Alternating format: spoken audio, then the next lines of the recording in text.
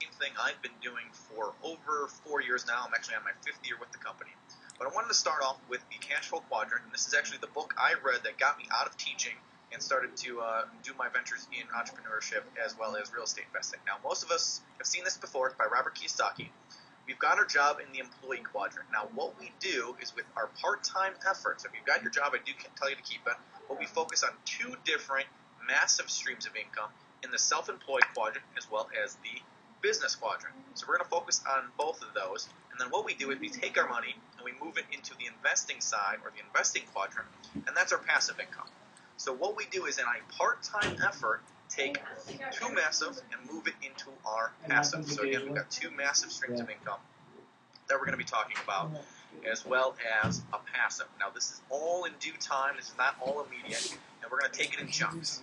So I want you guys to be aware we're going to go at your own pace. Everyone's going to come in at a very different point in their life. I've got 20-year-olds talking to me as well as 45, 50-year-olds talking to me. So there's very different realms of how we get started. So let's just focus on the real estate side. What are we doing in this today's current market? Some turmoil going on, but obviously with turmoil, there's a lot of potential. So this is the 4 different ways we're finding our deals right now. We're looking for deep discounts. I don't think I have to tell anyone the F word right now, which is obviously there's a ton of foreclosures going on, and there's a process to every foreclosure. So once the foreclosures start, we can find them there. We can obviously do a short sale, which means we're dealing directly with the banks. They're taking a lesser amount for the full amount of the loan, which is what they're shorting.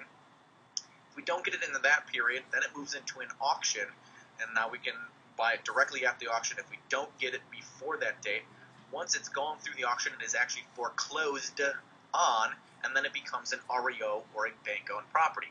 So any of these, during this process, we can actually make money during this entire time. If we're dealing with the foreclosure, we can now deal with the homeowner. Same thing with the short sale. We can actually deal with the homeowner. We're dealing with the banks. And we can actually get the homeowner out of foreclosure where it's not going to hit their record. Once it goes to auction, once it hits the REO, we're actually removing the homeowner from the situation, and we're dealing directly with the banks, and more than likely we're dealing directly with a realtor at that point in time, which is going to be very similar to a normal process that everyone's probably familiar with. So this is the 4 different ways we're really finding deals at this point in time, and they're abundant. They are everywhere. So finding a deal, just pick up a rock, throw it, you probably are going to hit a deal. It's about that. What we're going to go through is the ways of protecting ourselves at the same point. How do we make money on each one of these deals? So there's 3 different ways I want you guys to write down to make money, and this is also going to protect us. Having 3 different exit strategies is going to really make sure that the risk is going down, and that's really key, especially in this market. So number 1, everyone knows that we can go in and fix and flip a house. I think there's plenty of TV shows on cable that will walk you through that. The next thing that we could do is just wholesale the piece of paper. So we're going to wholesale, make sure we'll kind of explain it a little bit more, but we're taking that contract and moving it to another investor that wants to probably do the fix and flip. And the third option, this is kind of our worst case scenario, is we can always lease option. We can always pick it up, we can buy it, rent it out for a profit, so we're getting cash flow every single month. We're going to do it that way. So let's go back up and explain each one a little bit further. Everyone knows that a fix and flip, we're not talking about a major rehab. We're going to come in, we're going to do real simple stuff, lipstick on a pig, as our rehabbing instructor always calls it, and we're going to do simple stuff, paint, carpet, doing the floors, maybe doing the kitchen and the baths, nothing major. Now a wholesale, let's say if we can't do the fix and flip or it's too much work for us, that doesn't mean that somebody else won't do the deal. So a wholesale deal is a cool concept where if you say, you know what, I don't have the money, no problem, I can move that contract because now I control it, and I can move that to another investor who does want to do the deal, who has the cash, and we can still make a profit at that point in time. The next part is a lease option. Now a lease option, this is another kind of worst case scenario. Let's say if we fixed it up and we can't move it at that point in time, great, we can still put in a family in there.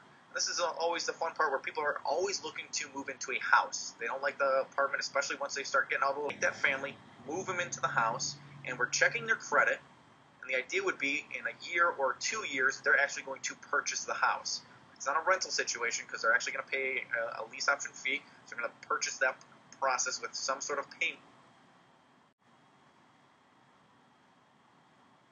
right away, and keep in mind, they're not renting it.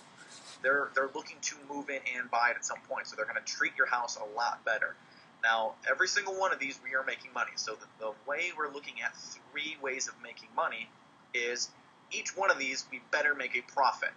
It's pretty stupid if we're going to be losing money each one. Obviously, if we're losing money, we're not going to do a deal. So I always talk about making sure you make money on all 3. So if the answer is yes to every single one of these, so if your worst case scenarios, you're still moving out with a profit, great. Now, obviously, you've knocked down your risk. That's really the key concept. Knock down your risk. Make sure you have multiple different exit strategies. And again, if you can make money on a deal, do it. Okay, it's kind of foolish if you're going out and looking at properties all day long. You should be able to make money on that deal because we've got 3 different ways of making money on it. All right, let's go back to the 2 different ways of making money. We've got massive income and passive. Now, depending on your interest level, some of you guys might say, holy cow, that might be a little bit over my head right away. Right, we've got 2 different forms of massive income that we are running out of the office here. So if you guys are interested in something that's a little less risky than real estate, great, we have it, and it's still massive. We're talking about $1,000 plus paychecks, all the way up to $10,000 paychecks just on the massive side. So if you're interested in a massive paycheck but not interested in real estate, we can still work together. The other side of it is if you want to do all of the above. You want a massive paycheck that might move into a passive at some point in time, we have that as well. And we focus on 2 massive because if you've ever done a deal and you're waiting to pay your bills and you're waiting for that deal to close, it's pretty much the last time you're going to want to do that because your wife will tell you every day that this is unacceptable. How do you think I know that one? So having multiple streams of income, having short, quick money to pay the bills while our deals close is obviously the best way of doing it. And then also, once we have that cash, we want to sit there and make sure our cash is working for us. So instead of a retirement fund, we actually move into long-term real estate where we can actually still have the same concept as a 401k, so it's still moving up and down just like the equity in a house would be just like your 401k, but the difference is we're getting paid every single month. We're getting cash flow every single month from that, and we can actually live on that as well. So the massive side, this is our no-risk situations. I want you guys to really write that down. We are not doing risk on the massive side. So no matter what it is, if you're concerned about that, great. When you call me, say, Jason, I'm interested in the massive side or very little risk. Now, the passive side, once you start owning properties, yes, there is risk. So you have to be aware of that. Now, with this web